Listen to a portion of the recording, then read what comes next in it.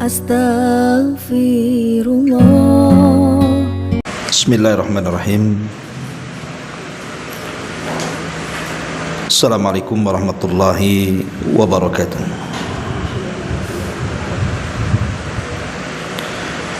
Alhamdulillah wassalatu wassalamu ala Rasulillah wa ala alihi wa sahbihi wa mawalah wa la hawla wa la quwata illa billahi wa ba'du.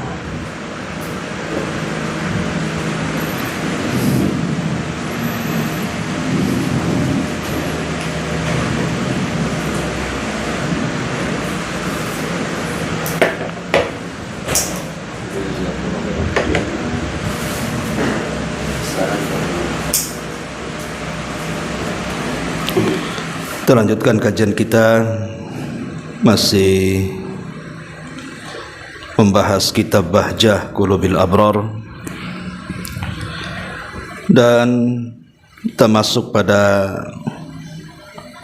hadis ke-60 tentang adab menyembelih dalam Islam. Kita baca hadisnya.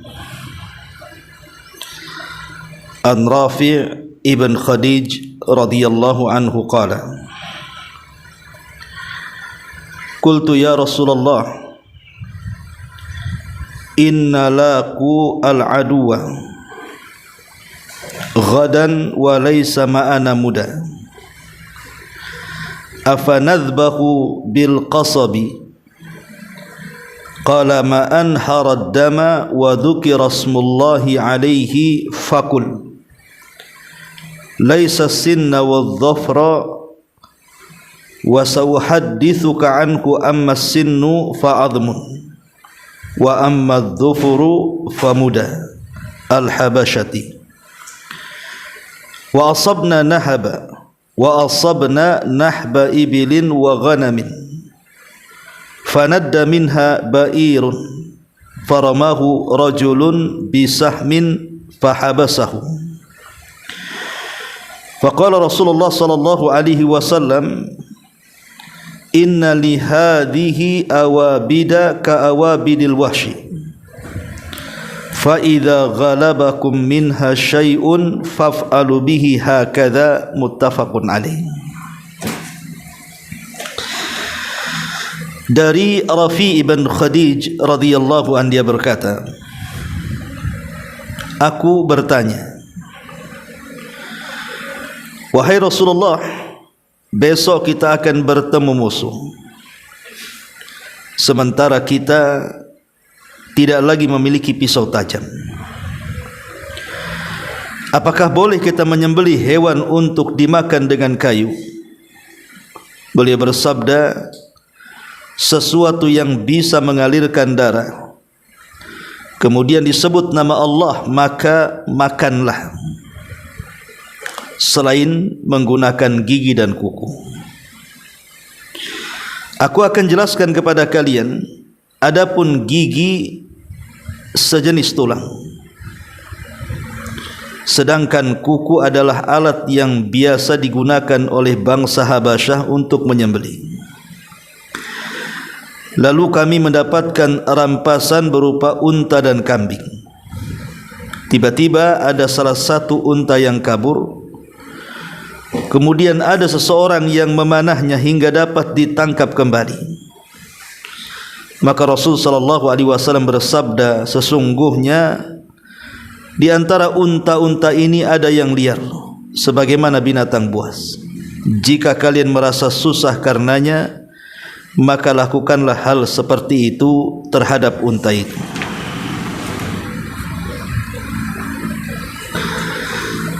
Kemudian hadis yang ke-61, karena ada kaitannya, kita baca juga.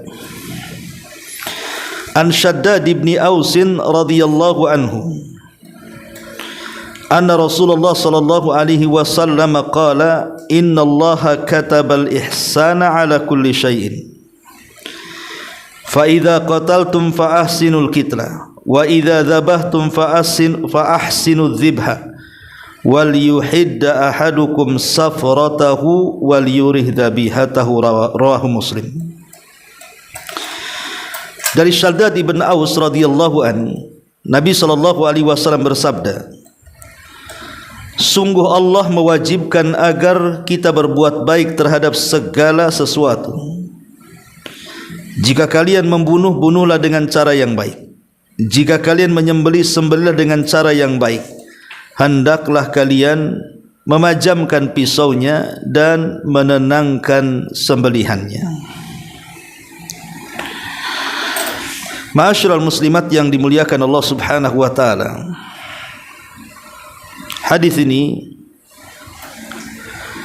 atau dua hadis ini menjelaskan kepada kita tentang adab penyembelihan. Apa saja adab penyembelihan itu? Apalagi sekarang kita menghadapi Idul Adha dan akan banyak orang yang menyembelih binatang untuk kurban. Maka sudah selayaknya bagi seorang tukang jagal yang akan menyembelih hewan kurban, dia harus mengetahui adab dan etika dalam menyembelih, supaya hewan yang disembelih itu baik dan juga halal. Apa saja adab-adab yang bisa kita ketahui dari adab-adab penyembelihan ini? Yang pertama, kita bahas tentang syarat-syarat orang yang menyembelih dulu. Syarat orang yang menyembelih yang pertama, an yakuna aqilan mumayyizan. Yang menyembelih harus berakal dan bisa membedakan mana yang baik, mana yang buruk.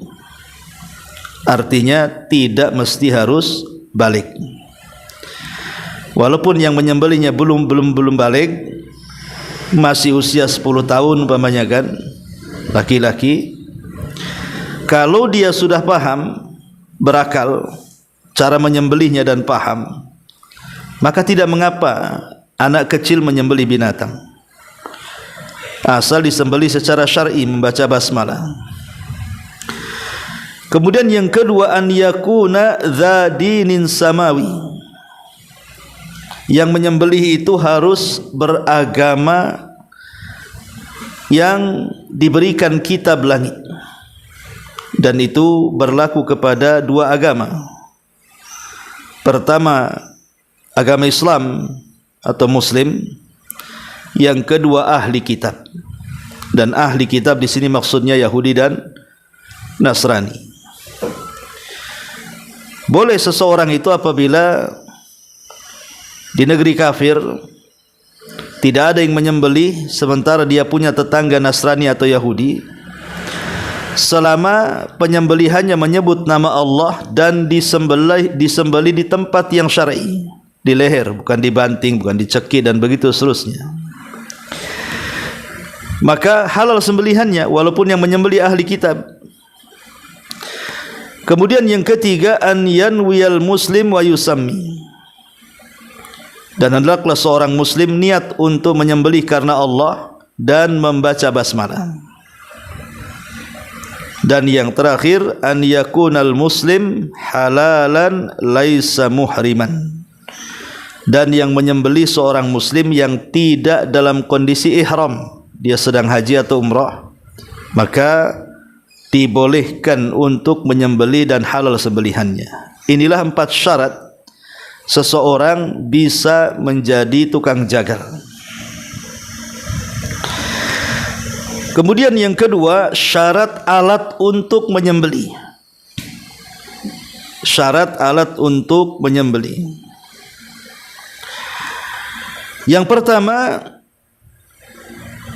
syarat alat untuk menyembelih adalah harus dalam bentuk pisau yang bisa memutus ataupun memotong.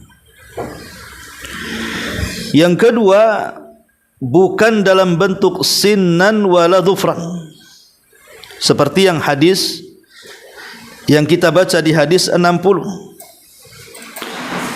Tidak boleh menyembelih itu dengan gigi, umpamanya adalah tengkorak kambing atau tengkorak sapi, diambil giginya kemudian disembelih, itu tidak boleh.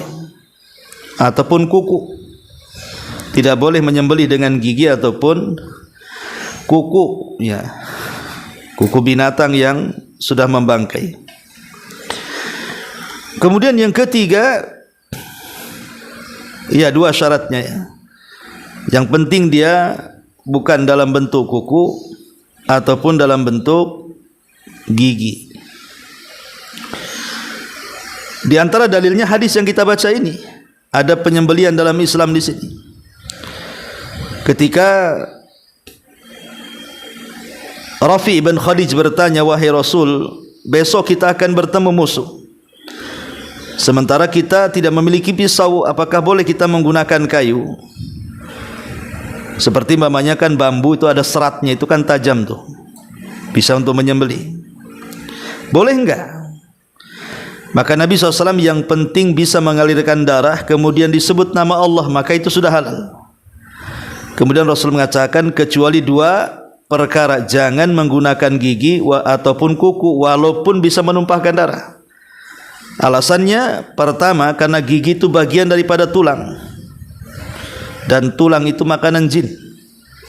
Dan yang kedua, kuku, sementara kuku itu tasyabbuh dengan orang-orang penyembah api, menyembelih dengan kuku.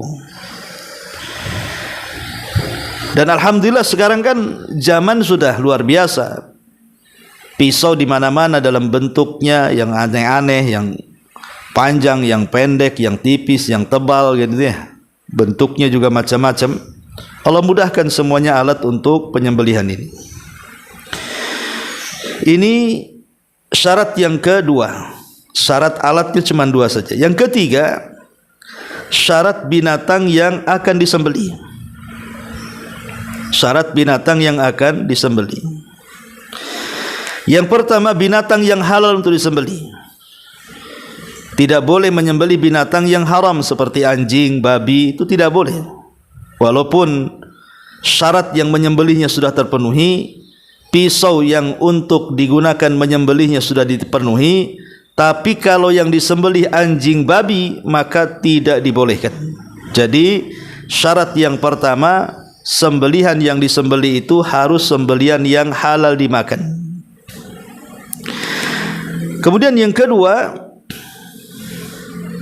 an yaqta'a minhu ma yajibu qat'u fi zakatin bi dhibhin fil hulkum aw ta'nu fil lubbati wa la tajuju zakatu fi ghairiha bil ijma'. Yang kedua, memotong yang memang harus dipotong. Tidak boleh memotong yang tidak harus dipotong. Contohnya umpamanya nyembelih dipotong kakinya dulu, dipotong tangannya dulu, itu kan enggak mematikan binatang, ya.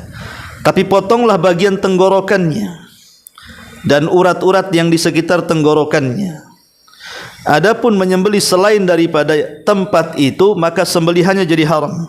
Umpamanya ditusuk di perutnya biar mati, atau ditikam di punggungnya, atau dipukul kepalanya, maka itu tidak sah penyembelihannya, itu tidak syar'i.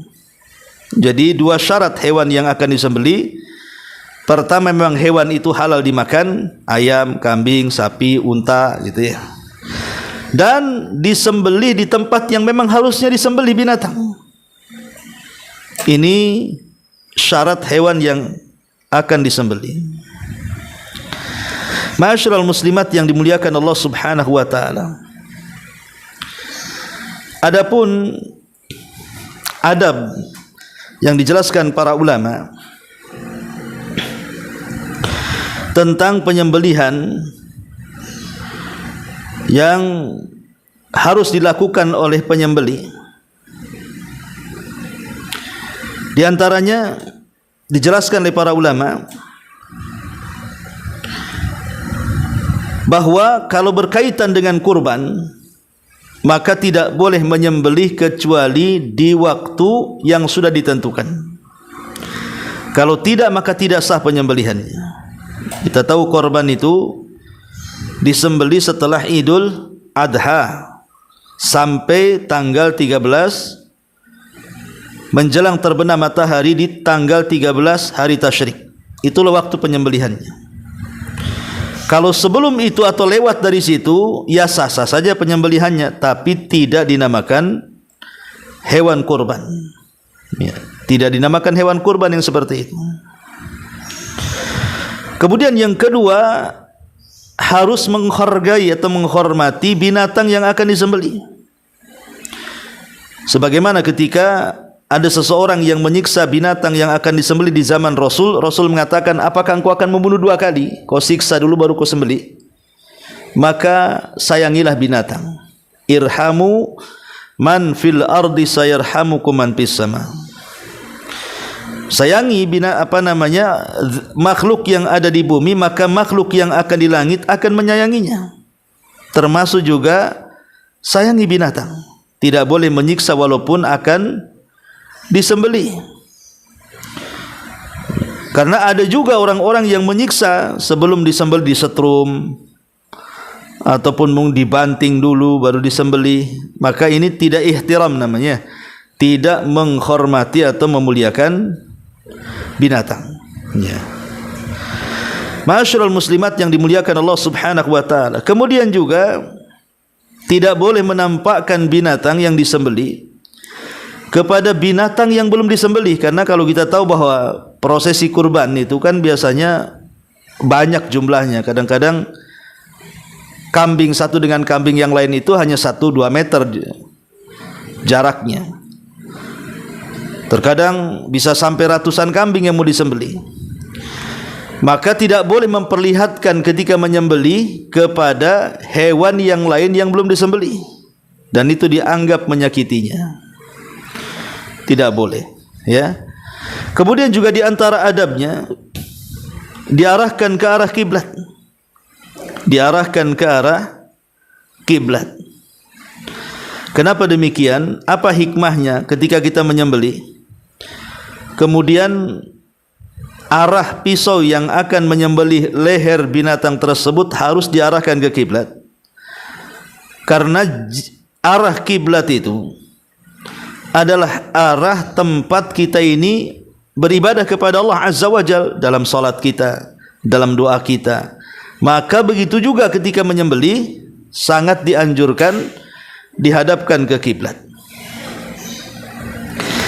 Kemudian juga termasuk adabnya adalah membaca basmalah, supaya binatang itu menjadi berkah dengan bacaan itu. Dan membaca basmalah ketika menyembelih itu hukumnya wajib, tidak boleh ditinggalkan. Kalau tidak membaca basmalah saat menyembelih, maka dianggap tidak sah penyembelihannya. Dan sering saya katakan, orang menyembelih itu kan ada 4 macam. Yang 1 halal, dagingnya bisa kita makan. Yang 3 haram, dagingnya haram untuk dimakan. Adapun yang halal dimakan adalah ketika dia menyembelih menyebut nama Allah, bismillah, dan diniatkan kepada Allah Subhanahu wa taala. Menyembelihnya membaca basmalah dan niatnya karena Allah. Ini halal, ini sembelihan tauhid. Yang kedua, menyebut nama Allah tapi ditujukan kepada selain Allah. Ketika menyembelih baca basmalah tetapi kepalanya dilempar ke lautan, ke gunung, ke rawa untuk persembahan. Maka ini haram dagingnya. Kemudian yang ketiga, tidak menyebut nama Allah tetapi diniatkan karena Allah. Niatnya untuk menjamu tamu. Itu kan lillah, sebuah ibadah. Tapi ketika menyembelih tidak baca basmalah, maka haram dagingnya untuk dihadiahkan kepada tamu. Dan yang lebih parah yang keempat, dia tidak membaca basmalah dan ditujukan kepada selain Allah Subhanahu wa taala, maka ini haram kuadrat. Itulah di antara adab penyembelihan yang berkaitan dengan bacaan basmalah. Tapi kalau menyembelih hewan kurban tidak cukup dengan bacaan basmalah. Harus kemudian menyebutkan orang yang berkorban dengan mengatakan Allahu Akbar, Allahumma hadza minni wa min ahli baiti. Ya Allah, ini kurbanku dan juga kurban keluargaku. Baru kemudian dipotong. Jadi ada tambahan setelah baca basmalah, mengatakan, ya Allah, ini korbanku dan kuniatkan untuk keluargaku. Kemudian baru dipotong. Ma'asyiral muslimat yang dimuliakan Allah Subhanahu wa taala. Kemudian juga tidak boleh menguliti binatang di saat dia masih hidup. Umpamanya ini kambing baru disembelih, biarkan dulu dia. Tidak boleh langsung dikuliti. Saya pernah melihat ada kambing masih hidup dikuliti gitu. Ya betul memang sudah disembelih, tapi kalau masih hidup itu takutnya dagingnya jadi syubhat. Kenapa syubhat? Karena kita tidak tahu yang menghilangkan ruh itu gara-gara disembelih atau gara-gara dikuliti. Makanya biarkan binatang itu, pastikan binatang itu mati dulu, baru kemudian seseorang boleh menyembelihnya. Ma'asyiral muslimat yang dimuliakan Allah Subhanahu wa taala. Inilah diantara juga yang disebutkan oleh para ulama tentang adab-adab menyembelih secara singkat. Tetapi kalau berkaitan dengan hewan kurban, ya sekalian kita masuk pada penyembelihan hewan kurban, maka binatang yang disembelih itu harus milik pribadi, bukan milik orang, bukan hasil curian, bukan hasil ghasab. Maka ini syarat yang pertama, haruslah hewan kurban itu milik sendiri. Yang kedua, hewan kurban itu harus dari jenis yang ditentukan. Jenis yang ditentukan itu maksudnya dari binatang-binatang ternak. Dan binatang ternak yang ditentukan dikorbankan itu cuma 3 saja. Pertama kambing dengan jenisnya, maksudnya domba dan juga kambing kacang. Yang kedua sapi dengan jenisnya, maksudnya sapi dan kerbau. Dan unta. Hanya ini saja yang bisa dikorbankan. Adapun kuda, pendapat yang kuat para ulama, tidak sah kurban dengan kuda. Ya. Kemudian juga yang ketiga, hewan yang akan disembelih untuk kurban itu harus usianya cukup. Sebab kalau usia tidak cukup, tidak sah kurbannya. Seperti unta usianya 5 tahun ke atas, di bawah 5 tahun tidak sah. Kemudian sapi harus 2 tahun ke atas, di bawah 2 tahun tidak sah. Kemudian kambing terbagi 2. Kalau kambing kacang di atas setahun, tidak boleh di bawah setahun, maka tidak sah. Kemudian adhan, domba, maka di atas 6 bulan, tak boleh di bawah 6 bulan. Kalau menyembelih di bawah 6 bulan, maka tidak sah sembelihannya. Tapi yang ideal tentu kambing, ya 2 tahun itu idealnya, ya biasanya udah gemuk, udah besar gitu ya. Ya. Kemudian yang keempat, yang keempat bahwa binatang kurban yang akan disembelih tidak boleh ada cacat. Tidak boleh ada cacat. Dan cacat yang disepakati berdasarkan hadis, pertama dia tidak buta sebelah dengan buta yang jelas. Yang kedua tidak pincang dengan pincang yang jelas. Yang ketiga tidak sakit dengan sakit yang jelas. Yang keempat dia tidak terlalu tua, kurus sehingga tidak bersumsum lagi.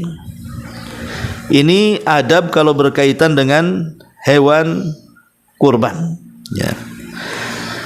Ma'asyiral muslimat yang dimuliakan Allah Subhanahu wa taala. Kemudian juga kalau kita melihat hadis ke-60 atau ke-61, maka berbuat baik saat penyembelihan itu sangat dianjurkan dalam Islam. Karena Rasul yang mengatakan, apabila engkau menyembelih, sembelih dengan cara yang bagus. Kalau tidak dengan cara yang bagus, maka dilarang untuk menyembelih. Karena ada beberapa kesalahan yang ditimbulkan oleh para penyembelih itu. Pertama, pisaunya tidak tajam sehingga tidak membunuh, bahkan menyiksa binatang. Maka ini bukan berbuat ihsan kepada binatang. Jadi sebelum menyembelih, pisaunya sediakan, kemudian yakinkan pisau itu tajam dan bisa memotong. Ya. Kemudian juga di antara kesalahan orang yang menyembelih, bahwa seseorang menyembelih dengan cara menyiksanya dengan setrum, dan itu ada kalau di barat itu kan disetrum biasanya ya. Maka ini haram hukumnya, karena itu bukan tempat penyembelihan, bukan tempat penyembelihan sama sekali. Ma'asyiral muslimat yang dimuliakan Allah Subhanahu wa taala, baik kita akan masuk pada hadis ini, syarah daripada Syekh As-Sa'di rahimahullahu taala. Perhatikan pada halaman ke-60 kita baca. Di sini Nabi mengatakan ma'an harad dama ila akhir, sesuatu yang bisa mengalirkan darah sampai akhir hadis. Kata beliau merupakan ucapan yang luas maknanya, mencakup segala sesuatu yang dapat mengalirkan darah. Contohnya adalah besi, tembaga, kuningan, rotan, kayu, kerikil yang sudah tajam atau selainnya. Dan segala sesuatu yang bisa menembus seperti peluru, senapan, maka itu bisa sebagai pengganti menyembelih, karena benda tersebut dapat mengalirkan darah dengan menembus sasarannya, bukan karena beratnya. Termasuk pula dalam hal ini adalah berburu dengan anak panah. Demikian pula anjing, burung yang dilatih berburu, tentunya semuanya itu dengan syarat jika menyebut nama Allah dan binatangnya terlatih. Kemudian kata beliau, adapun bagian tubuh yang dipotong ketika menyembelih adalah kerongkongan dan tenggorokan. Jika keduanya telah terpotong maka sudah cukup. Apabila bersama itu terpotong pula dua urat leher, maka itu lebih utama karena cepat matinya. Jadi kalau kita memotong kambing atau memotong sapi, kalau hanya tenggorokannya saja, itu lama matinya tuh. Kalau bisa leher sebelah kanan, leher sebelah kiri itu juga terkena potongan pisau, karena itu akan mempercepat kematiannya. Adapun hewan buruan, maka cukup dengan melukai salah satu bagian dari tubuh hewan tersebut. Hal ini karena demikianlah yang dibutuhkan. Yang penting nancap di mana saja anak panah itu, kemudian dia tumbang. Tapi ketika melesatkannya membaca basmalah, kemudian setelah dicek rupanya mati, halal ya. Tapi kalau masih hidup sebaiknya disembelih. Tapi kalau sudah mati maka halal binatang buruan selama zatnya halal, bukan haram. Kemudian kata beliau, adapun hewan buruan maka cukup dengan melukai salah satu bagian dari tubuh hewan tersebut. Hal ini karena demikian dibutuhkan. Contohnya, jika ada seekor unta, sapi atau kambing yang kabur dan sulit untuk menangkap, maka di saat itu kondisi sama seperti hewan buruan, sebagaimana yang disebutkan di dalam hadis. Di bagian tubuh manapun dia terluka, maka hal itu sudah cukup. Demikianlah halnya dengan hewan buruan. Jika bisa ditangkap dalam keadaan masih hidup, maka hewan tersebut harus disembelih. Artinya kalau tidak didapat dalam kondisi hidup alias mati, maka halal sudah ya, tinggal dikuliti kemudian dimasak. Maka sebuah hukum itu berlaku sesuai dengan faktor penyebabnya. Hewan yang sulit ditangkap maka dihukumi seperti hewan buruan, walaupun termasuk hewan peliharaan. Demikian pula hewan yang bisa ditangkap dalam keadaan hidup harus disembelih terlebih dahulu, walaupun termasuk hewan yang liar. Ini pernah terjadi di beberapa tempat, Bu, terutama di musim Idul Adha itu, yang kabur kambingnya, kabur sapinya gitu ya. Kalau memungkinkan ditangkap kambing dan sapi itu, ya itu lebih baik. Tapi terkadang ada beberapa kambing atau sapi itu justru liar, membahayakan orang. Kalau ditangkap diseruduk dan tidak bisa ditangani oleh pawangnya, maka terpaksa menggunakan panah, ya, sama dengan orang memburu, dengan catatan dia membaca basmalah. Tapi kalau kena panah dia masih hidup, tetap harus sembelih. Tapi kalau mati maka halal darahnya dan juga halal dagingnya. Rasulullah mengecualikan gigi dan benda-benda yang bisa mengalirkan darah. Kemudian beliau menyebut alasannya, karena gigi itu merupakan tulang, dan tulang itu makanan jin dan syaitan. Kemudian kata beliau, maka hal ini menunjukkan bahwa semua tulang walaupun bisa mengalirkan darah tidak boleh digunakan, untuk penyembelihan. Adapun yang mengatakan bahwa sebab pelarangan itu dari dua hal, karena dia adalah gigi dan karena ia adalah tulang, lalu penyebutan gigi disendirikan, namun yang benar adalah yang pertama, yaitu sebab pelanggaran itu adalah karena alasannya tulang. Jadi alasannya kenapa tidak boleh pakai gigi, karena gigi itu tulang dan tulang itu makanan jin, ya. Demikian juga kuku, tidak boleh menyembelih dengannya, baik kuku burung atau selainnya, karena akan menyamakan dengan orang-orang Majusi penyembah api. Kesimpulannya di sini bahwa syarat-syarat penyembelihan itu adalah mengalirkan darah dari bagian tubuh yang disembelih. Orang yang menyembelih tersebut adalah seorang muslim atau ahli kitab dan disebut nama Allah ketika menyembelihnya. Adapun hewan buruan, maka syaratnya lebih longgar daripada hewan sembelihan, ya, karena cukup dipanah mati bisa dimakan, kecuali kalau masuk solokan dan solokan itu ada airnya, maka ini menjadi syubhat karena kita tidak tahu siapa yang membunuh, anak panah ataukah air yang menjadikan hilang oksigennya kemudian mati. Nah, ini sekilas tentang keterangan hadis ke-60 bicara tentang alat penyembelihan. Adapun hadis yang ke-61 berkaitan dengan penyembelihan dengan cara yang baik. Allah Subhanahu wa taala suka dengan perkara yang baik dan tidak suka yang tidak baik. Makanya kalau kalian membunuh, bunuhlah dengan cara yang baik. Maksudnya dalam peperangan, walaupun membunuh musuh, tidak sembarang kita ini menyabet pedang. Kalau di zaman itu kan perangnya pakai pedang, atau di zaman sekarang pakai pistol, pakai senjata. Maka bunuhlah dengan cara baik, artinya cari titik-titik yang cepat mati, jangan nyiksa dia gitu. Pada sama orang kafir tuh, apalagi dalam Islam seperti qisas ataupun hukuman mati yang dikerjakan oleh para jagal. Maka itu cari letak-letak mana kalau dibantai itu cepat mati supaya tidak menyiksa. Ya, dan itu bentuk ihsan kepada binatang. Nah, di sini salah satu bentuk ihsannya disebutkan, fa idza dzabhtum, kalau kalian menyembelih, maka sembelihlah dengan cara yang bagus. Bagaimana cara menyembelih yang bagus itu? Dua di sini. Wal yuhidda ahadukum safratahu. Tajamkan pisaumu. Jangan sampai tumpul. Karena itu tidak membahagiakan hewan kurban. Yang kedua, wal yuriza bihatahu, menyenangkan sembelihan, jangan disiksa, jangan dipukul, ya, jangan disakiti karena dia mau disembelih. Itulah bagaimana indahnya ajaran Islam sampai kepada binatang yang akan disembelih saja harus ada rahmat, kasih sayang, jangan asal sembelih, jangan menyakiti, jangan menendang sebelum disembelih, menarik paksa sebelum disembelih, menyiksa sebelum disembelih. Maka itu sama dengan menyembelih dua kali, ya. Ma'asyiral muslimat yang dimuliakan Allah Subhanahu wa taala. Ini hadis ke-61 dijelaskan di sini tentang makna daripada ihsan. Ya. Disebutkan bahwa ihsan itu ada dua makna. Di sini Rasul mengatakan, innallaha katabal ihsan ala kulli syai'. Allah itu sudah mencatat dan mewajibkan agar berbuat baik.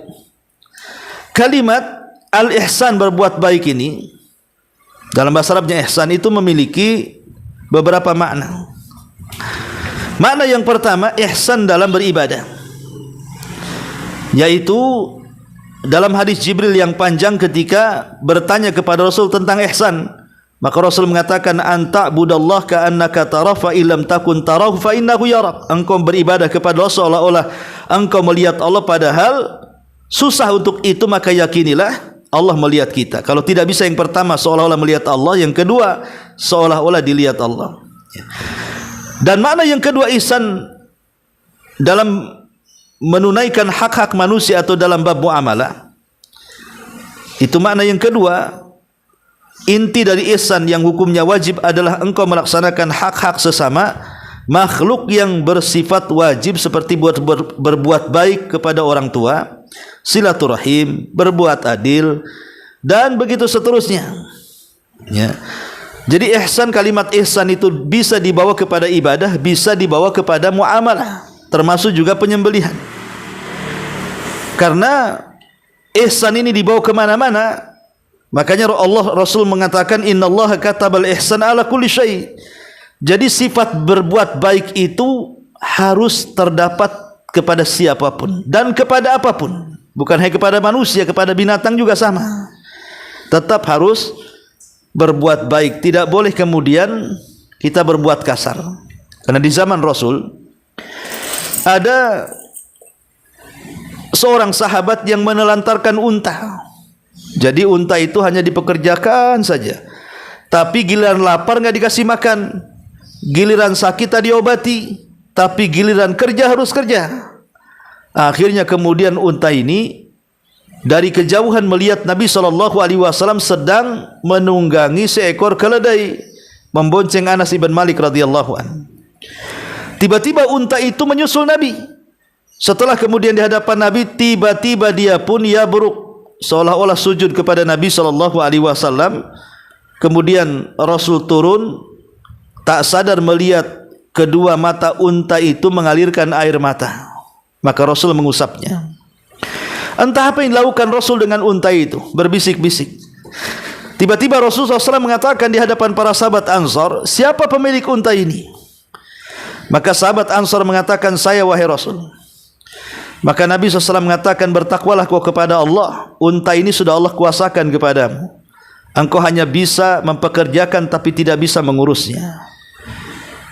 Lihat bagaimana kemarahan Nabi SAW kepada orang yang tidak sayang dengan binatang. Sampai Rasul mengatakan, bertakwalah kau kepada Allah, jangan asal kau pakai unta itu kau tak pandai pula merawatnya. Lihat unta itu mengadu kepadaku, kata Rasul, bahwa engkau menyiksanya. Lah saat unta itu sujud, para sahabat menyaksikan. Maka para sahabat datang kepada Rasul, ya Rasul, unta tak berakal saja sujud, harusnya kami yang berakal yang sujud. Maka Rasul mengatakan, jangan, kalau Allah perintahkan aku memerintahkan manusia untuk sujud kepada manusia yang lainnya, maka yang pertama aku perintahkan istri sujud kepada suami karena besarnya hak. Ya. Ini menunjukkan bahwa hadis ini, hadis yang dikeluarkan Imam Ahmad dalam musnadnya, menunjukkan kepada kita, kita harus sayang dengan binatang. Lah termasuk juga saat menyembelih. Wal yuhidda safratahu wal yurih dhabihatahu, tajamkan pisau-pisau kalian, tenangkanlah hewan sembelihannya. Nah ini bentuk berbuat baik kita kepada binatang, ya. Wallahu alam, ini di antara dua hadis yang menjelaskan tentang adab-adab penyembelihan dengan cara yang baik. Kesimpulannya dari pembahasan kita ini, bahwa menyembelih binatang itu ada aturannya.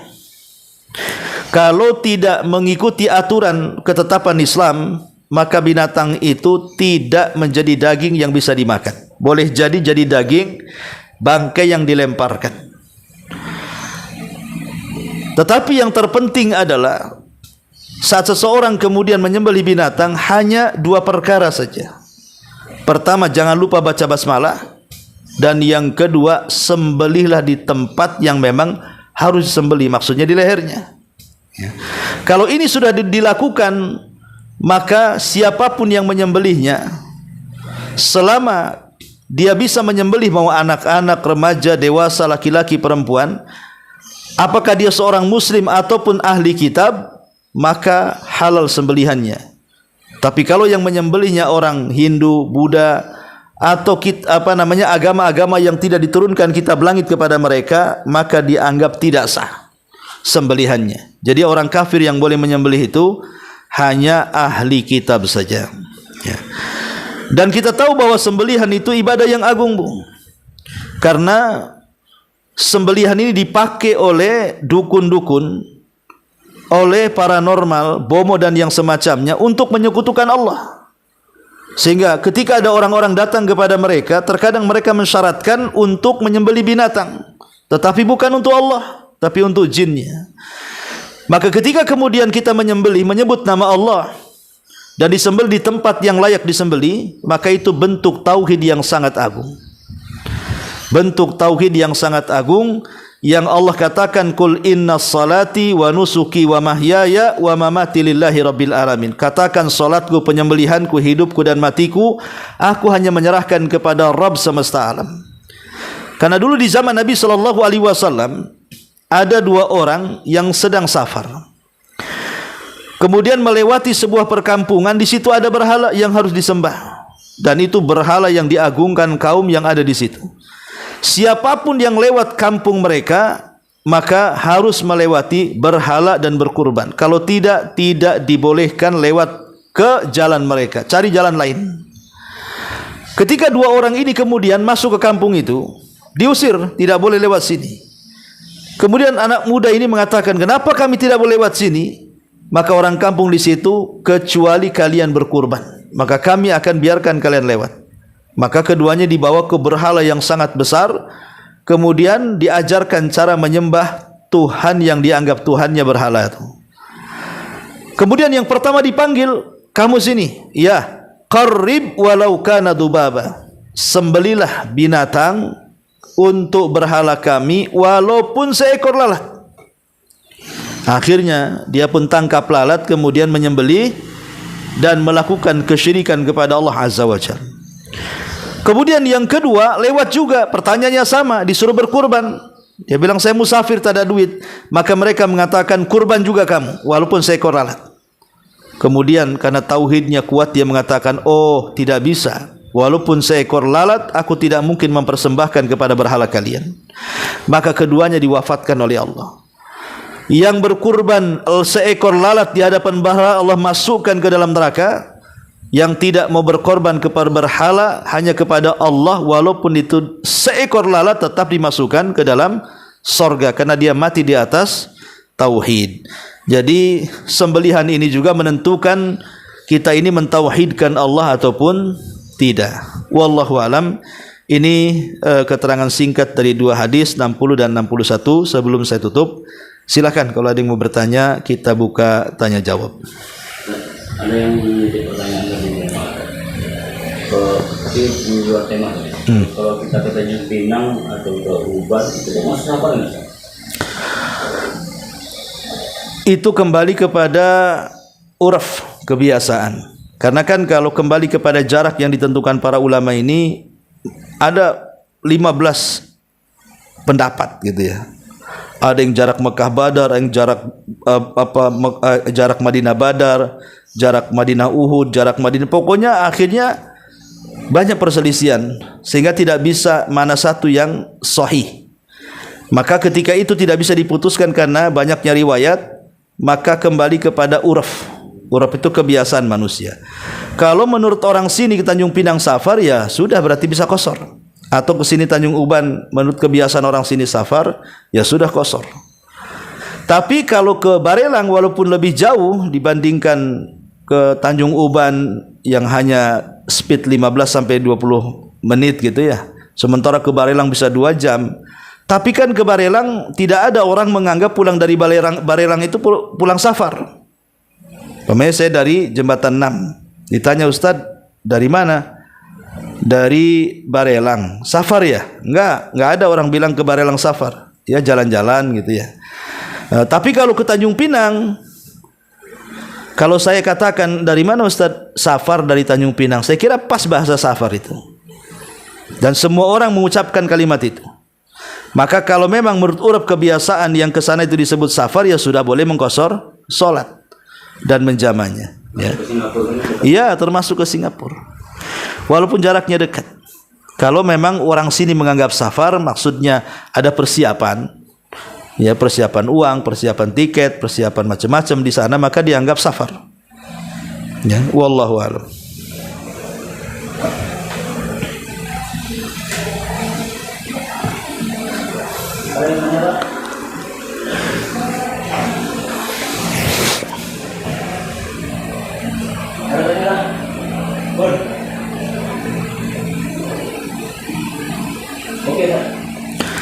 Oke, kalau nggak ada, ya ini memang penyembelihan kerjaan laki-laki ya.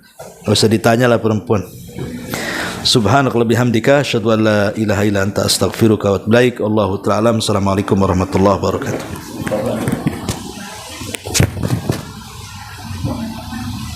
kali saya. Hah? Ngantuk. Emang ngantuk. Dari awal ngaji tadi ada tahan-tahan ngantuk. Jam tidur enggak?